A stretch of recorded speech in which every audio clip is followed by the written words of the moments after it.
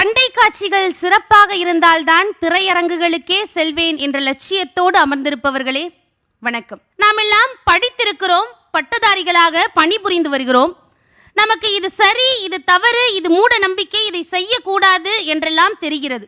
ஆனால் கிராமப்புறங்களில் இருக்கக்கூடிய படிப்பறிவே இல்லாத, அந்த வட்டத்தை விட்டே வெளியில் வராதவர்களுக்கு இந்த அறிவை எல்லாம் புகுத்திய ஒரு மிகப்பெரிய பொறுப்பு திரைப்படங்களுக்கு தான் இருக்கிறது. அதே திரைப்படங்கள் தான் பல வன்முறை காட்சிகளையும் அவர்களுக்கு காட்சிப்படுத்துகிறது. உண்மைதான். வன்முறை என்றால் என்ன? கத்தி, சண்டை, ரத்தம், இது மட்டுமல்ல வன்முறை. அன்பின் மூலமாகவும் சில திரைப்படங்களிலே வன்முறைகள் புகுத்தப்பட்டுள்ளது.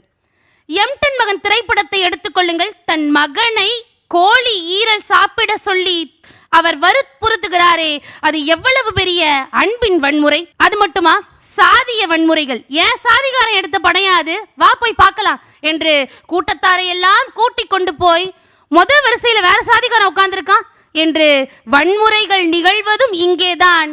பல சாதிய வன்கொடுமைகளுக்கு எதிராக தன்னுடைய சமூகத்தை சார்ந்தவர்கள் பல ஆண்டு காலமாக பட்டு வந்த துன்பங்களை எல்லாம் வெளிப்படுத்தி ஒருவர் திரைப்படத்தை எடுத்திருக்கிறார் என்றால் ஒரே வார்த்தையிலே அவன் அந்த சாதிக்காரையா, அந்த சாதிக்கு ஆதரவாதான படம் எடுப்பான் என்று 5 படங்களில் ஒரு இயக்குனருக்கு எதிராக வன்முறையை தூண்டுவதும் இதே மண்ணில்தான்.